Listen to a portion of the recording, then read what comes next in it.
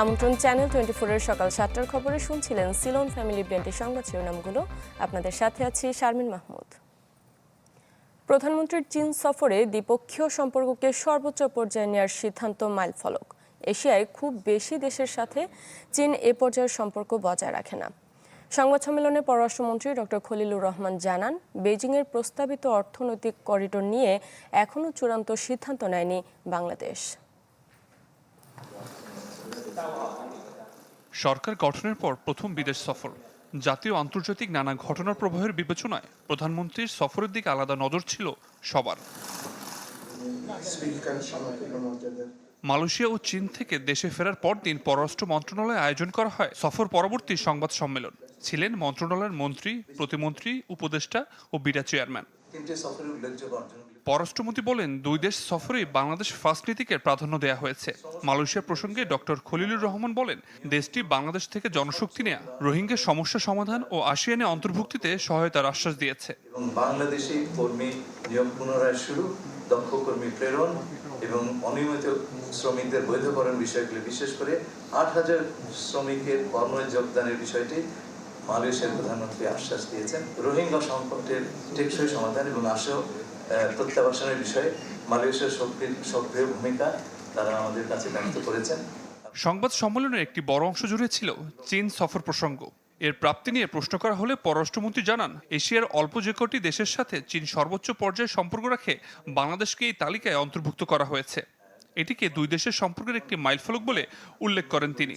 China Bangladesh community with shared future, এটা হচ্ছে চীনের সঙ্গে অন্য দেশের বাইলাটেরাল সম্পর্কের সর্বোচ্চ লেভেল। তার সবচেয়ে নিকট দেশগুলোর সাথে এই সম্পর্ক আছে। আর চীনের প্রস্তাবিত করিডোর প্রসঙ্গে ডক্টর খলিলুর রহমান জানান, এই বিষয়ে এখনো চূড়ান্ত সিদ্ধান্ত নেয়নি সরকার, চলছে পরীক্ষা নিরীক্ষা। এইটা একটা ইকোনমিক প্রপোজিশন, এবং এই যে এখনো আমরা একটা রোড তৈরি করবো সেখানে যাইনি, এখন হচ্ছে মাল্টিপ্ল। সংবাদ সম্মেলনে প্রধানমন্ত্রীর পররাষ্ট্র বিষয়ক উপদেষ্টা ও বিডা চেয়ারম্যান দুই দেশের সফরের অভিজ্ঞতা তুলে ধরেন। খুব দ্রুততার সাথে কিভাবে আমরা ওনাদেরকে পলিসিগত সাহায্য এবং বাংলাদেশে ল্যান্ড করার জন্য যে যা যা ধরনের সাহায্য করা দরকার সেগুলো আমরা করতে পারি। আবির হোসেন, চ্যানেল 24, ঢাকা।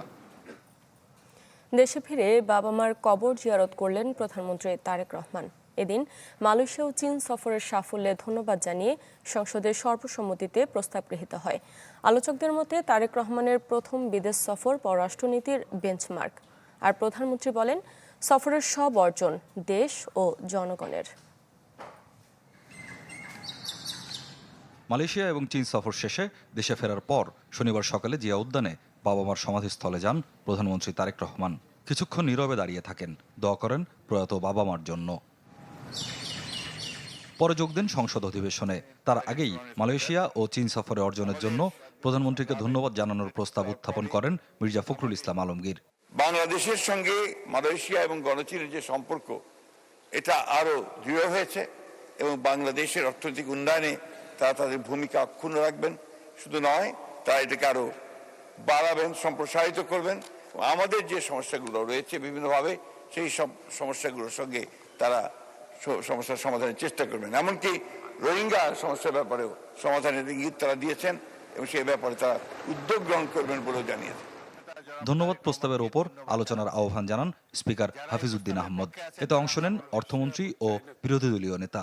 এই ভ্রমণটার ভিত্তি ছিল আমাদের পররাষ্ট্রনীতির যে ভিত্তি, তার উপর করে যে আমাদের সাথে প্রত্যেকটি দেশের সম্পর্ক হবে on mutual respect, on mutual interest, one of non interference এবং স্ট্র্যাটেজিক অটোনমি, আমাদের নিজস্ব অটোনমির ভিত্তিতে।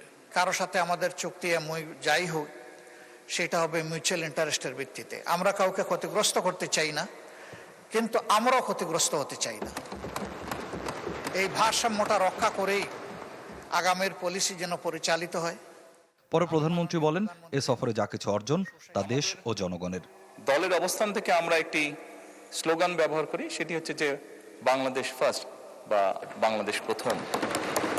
আমি যে কাজটি করার চেষ্টা করেছি মাননীয় স্পিকার, আমার অবস্থান থেকে আমি আমার দেশের মানুষের স্বার্থ নিয়ে কথা বলার এবং সেই স্বার্থ রক্ষা করার চেষ্টা করেছি মাননীয় স্পিকার। এখানে আমাদের কারোরই কোনো ব্যক্তিগত কোনো বিষয় নেই। এটি যদি কোনো কিছু অর্জন হয়ে থাকে, ভালো কোনো কিছু অর্জন হয়ে থাকে, এটি বাংলাদেশের অর্জন। এর আগে কণ্ঠভোটে সর্বসম্মতিতে গৃহীত হয় ধন্যবাদ প্রস্তাবটি। স্বপ্নিল শাহরিয়ার শিশির, চ্যানেল 24, ঢাকা। মালয়েশিয়া ও চীন সফরে দৃশ্যমান অর্জন নেই প্রধানমন্ত্রীর। ময়মনসিংহের বিভাগীয় সমাবেশে মন্তব্য করেছেন 11 দলের নেতারা।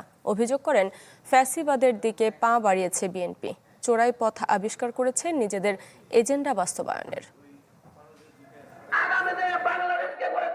গণভোটের রায় বাস্তবায়ন ও জনদুর্ভোগ নিরসনের দাবিতে ময়মনসিংহে 11 দলের বিভাগীয় সমাবেশ।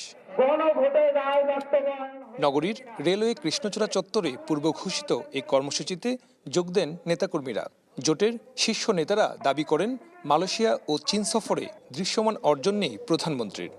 আপনি যদি শো অফ করার জন্য ঘুরতে যেতে চান তাহলে সেটা এক কথা, সেটা করতে পারেন, সমস্যা নাই।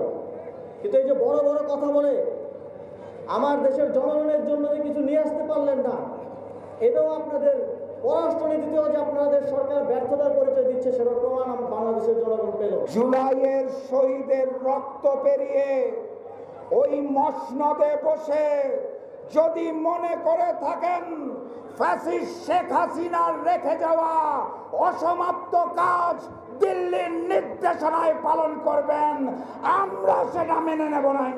11 দল নেতাদের অভিযোগ ফ্যাসিবাদের দিকে পা বাড়িয়েছে বিএনপি। আইনশৃঙ্খলা সহ সব দিক থেকেই ব্যর্থ তারা। ওনারা বলে জুলাই সনদ মানবো কিন্তু গণভোট মানবো তা বলে না, শুভঙ্করের ফাঁকি। গণভোট আর জুলাই সনদকে আলাদা করে ফেলেছে। আসুন শুভঙ্করের ফাঁকি বাদ দিয়ে বলুন প্রধানমন্ত্রী যে হাতে ভোট দিয়েছে সেই হ্যাঁ ভোটের রায় মেনে গণভোটের রায়কে কার্যকর করুন। সমাবেশের প্রধান অতিথি বাংলাদেশ খেলাফত মজলিসের আমির। তিনি বলেন নোট অফ ডিসেন্টের ভিত্তিতে নিজেদের এজেন্ডা বাস্তবায়নের চূড়াই পথ আবিষ্কার করেছে ক্ষমতাসীনরা। আমি বিএনপিকে বলতে চাই, তোমাদের কল্যাণকামী হিসাবে বলতে চাই, এই চোরাই পথ দিয়ে যদি তোমরা বাংলাদেশের মানুষের সংস্কারের অভিপ্রায়কে পায়ে তুলবার চেষ্টা করো, এটা হবে তোমাদের জন্য আত্মঘাতী সিদ্ধান্ত। এর আগে রাজশাহী, চট্টগ্রাম ও খুলনায়ও বিভাগীয় সমাবেশ করে 11 দল। সুলতান মাহমুদ কনিক, চ্যানেল 24, ময়মনসিংহ। চীনের অর্থনৈতিক করিডোর গড়ার প্রস্তাবটি বাস্তবায়ন হলে তার কেন্দ্রবিন্দু হবে মূলত কক্সবাজার বান্দরবান সীমান্ত। তাই স্থানীয়ভাবেও প্রস্তাবটিতে বড় গেম চেঞ্জার হিসেবে দেখছেন বিশ্লেষকরা। তবে এটি বাস্তবায়নে বড় চ্যালেঞ্জ হবে মিয়ানমারের রাখাইনে চলমান অস্থিতিশীলতা। একই সাথে এই করিডোরের মাধ্যমে খুলতে পারে রোহিঙ্গা প্রত্যাবাসনের জট, এমন আশাও দেখছেন কোনো বিশ্লেষক। প্রধানমন্ত্রী তারেক রহমানের চীন সফরে দেশটির দেওয়া অর্থনৈতিক করিডোরের প্রস্তাবটি বাস্তবায়িত হলে তার কেন্দ্রবিন্দু হবে কক্সবাজার বান্দরবান সীমান্ত। কেননা চীন থেকে মিয়ানমার হয়ে বাংলাদেশের সাথে যুক্ত হবার এটি সহজ পথ। স্থানীয় ব্যবসায়ীরা বলছেন এই করিডোর হলে বাংলাদেশের সামনে বাণিজ্যিক সম্ভাবনার বড় দুয়ার খুলে যাবে। কেননা এতে শুধু আমদানিকারক হিসেবে নয়, এশিয়ার অন্যতম গুরুত্বপূর্ণ বাণিজ্যিক হাবে পরিণত হবে বাংলাদেশ। পাল্টে দেবে স্থানীয় অর্থনীতিও। এখানে ইনভেস্টমেন্টটা হয়তো আমাদের বাড়বে এবং কর্মসংস্থান হবে এবং প্রযুক্তিগত দিক দিয়ে যখন বর্তমানে যেটা আমরা গ্রিন এনার্জির কথা বলছি সেই বিবেচনা এখানে একটা বড় ধরনের ইনভেস্ট হতে পারে। অপরদিকে আমাদের যে এক্সপোর্ট ইম্পোর্টের আমরা কথা বলে থাকি সেটা এখন সমুদ্রপথে কিংবা আকাশপথে অনেক কস্টলি। এটা যদি হয়ে থাকে ওভারল্যান্ড কানেক্টিভিটি, এটার একটা ভালো একটা ইতিবাচক দিক আমরা পাবো। করিডোরের ট্রানজিট দেশ মিয়ানমার এখন তীব্র গৃহযুদ্ধে জর্জরিত। রাখাইন সহ অধিকাংশ সীমান্ত এলাকা জান্তা ও বিদ্রোহী গোষ্ঠীগুলোর রণক্ষেত্র। এই অস্থিরতার মধ্যে বিশাল অবকাঠামো নির্মাণ ও এর নিরাপত্তা নিশ্চিতই সবচেয়ে বড় চ্যালেঞ্জ বলছেন বিশ্লেষকরা। এটা দুভাবে বিভক্ত হয়ে আসবে। এটার কারণ হচ্ছে যে চীনের একটা নীতি আছে, চীন সব ডিমকে এক খাঁচায় রাখবে, এই ফর্মুলাটা বিশ্বাস করে না। এই জন্য এরা ডাইভার্সিফাই করবে এবং এটার কারণে এখানে একটা চেক অ্যান্ড ব্যালেন্স হবে। কারণ চীন যে রাজ্যটা যেটা রাখাইনের উত্তরে, এটা কিন্তু আলাদা একটা গোষ্ঠী নিয়ন্ত্রণ করে। আরাকান কেন্দ্রিক চিন্তা করি যুক্তরাষ্ট্র, আরাকান আর্মি, তাদের দ্বারা ভূরাজনৈতিক অনেকগুলা ক্রাইসিস তৈরি হতে পারে। এটার রেজাল্টটা প্রত্যক্ষভাবে না আসে পরোক্ষভাবে আসতে পারে। তবে এই করিডোরকে রোহিঙ্গা সংকট সমাধানের সুযোগ হিসেবেও দেখছেন কেউ কেউ। তাদের মতে করিডোরের স্বার্থেই মিয়ানমারের সংঘাতপূর্ণ অঞ্চলে স্থিতিশীলতা ফেরাবে চীন, ফলে রোহিঙ্গা ইস্যুতে খুলতে পারে প্রত্যাবাসনের জট। এই কানেক্টিভিটি কিংবা করিডোরের মধ্য দিয়ে বাংলাদেশ এবং মিয়ানমারের সাথে বায়োলেটারাল রিলেশনশিপ উন্নত হচ্ছে কিনা, রাখাইনে বাংলাদেশের জন্য অনুকূল পরিবেশ তৈরি হচ্ছে কিনা, কিংবা রোহিঙ্গা প্রত্যাবাসনে চীনের কার্যকর ভূমিকা সে অধিকতর কার্যকর হচ্ছে কিনা। এর আগে চীনের সাথে যুক্ত হতে ঘুমদুম পর্যন্ত সড়ক নির্মাণ শেষ করে রেখেছিল বাংলাদেশ, কিন্তু মিয়ানমারের অনীহায় এগুয়নি বাকি কাজ। একই সাথে রেল যোগাযোগে যুক্ত হবার কথা থাকলেও সেটিও থেমে গেছে কক্সবাজার শহরে। আজিম নিহাত, চ্যানেল 24, কক্সবাজার। আধুনিকায়নের নামে 8 বছর ধরে বন্ধ শাহবাগের শহীদ জিয়া শিশু পার্ক।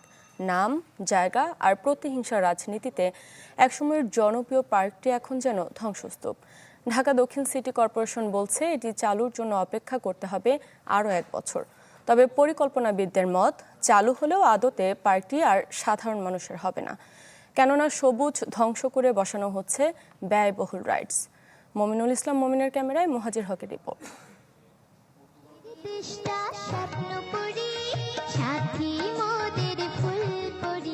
এমন নির্মল আনন্দের সুযোগ থেকে ওরা বঞ্চিত দীর্ঘ 8 বছর ধরে। সেই সুরের প্রাঙ্গণ আজ যেন ধ্বংসস্তূপ। রাজধানীর বুকে শিশু কিশোরদের হৈ হুল্লোড়ে মুখর থাকত যে পার্ক, আজ সেখানে শুধুই শূন্যতা। শাহবাগের শহীদ জিয়া শিশু পার্কের সেই সোনালী বিকেলগুলো হারিয়ে গেছে রাজনীতির খেলায়।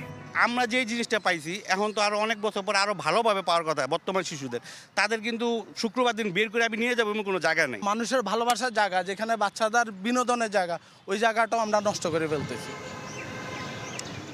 বদলে যাওয়া শুরু 2018 সালে। আওয়ামী লীগ সরকারের আমলে পার্কটির নাম পরিবর্তন করে রাখা হয় সোহরাওয়ার্দী শিশু পার্ক। শুরু হয় সংস্কার কাজ। এরপর কেটে গেছে 5 বছর। ফজলে নূর তাপস ঢাকা দক্ষিণ সিটির মেয়র থাকাকালীন 2023 সালে নেওয়া হয় 603 কোটি 81 লাখ টাকার মেগা প্রকল্প। জানিয়ে দুর্নীতি অনিয়মের অভিযোগ থাকলেও বিলম্বের কারণ হিসেবে জায়গা জমি সংক্রান্ত জটিলতার কথা বলছেন প্রকল্প পরিচালক। দুর্নীতি এখনো আমরা রাইটসই কিনি নেই, দুর্নীতি হলো কোথা থেকে? এখানে কিছু জমি নিয়ে জটিলতা আছে। দপ্তর টু দপ্তর এবং মিনিস্ট্রি টু মিনিস্ট্রি আমরা বিভিন্ন সময় যোগাযোগ করছি। আমরা আশা করি যে 2027-এ আমরা প্রজেক্টটা হয়তো শেষ করতে পারবো। অথচ 1 বছর আগে তিনি চ্যানেল 24-কে জানিয়েছিলেন প্রকল্পটি শেষ হবে 2026 সালের জুন মাসের মধ্যেই। প্রজেক্ট শেষ হবে হলো জুন 2026। তা আমরা আশা করি যে আরও 1 বছর আমাদের আছে সময়, 1 বছর 2 মাস। অন্তর্বর্তী সরকারের আমলে আগের নাম ফিরে পায় 15 একর আয়তনের শহীদ জিয়া শিশু পার্ক। ডিএসসিসির বর্তমান প্রশাসকের আশ্বাস, দ্রুতই শেষ হবে সংস্কার কাজ। শিশু পার্ক আবার চালু করার ব্যাপারে আমাদের পূর্ণদমে কাজ চলছে। আমাদের কনস্ট্রাকশন কাজ প্রায় শেষ পর্যায়ে। আমরা যত দ্রুত সম্ভব আমরা চেষ্টা করব যে শিশু পার্কটা পরিপূর্ণভাবে আমরা কমপ্লিট করতে পারবো।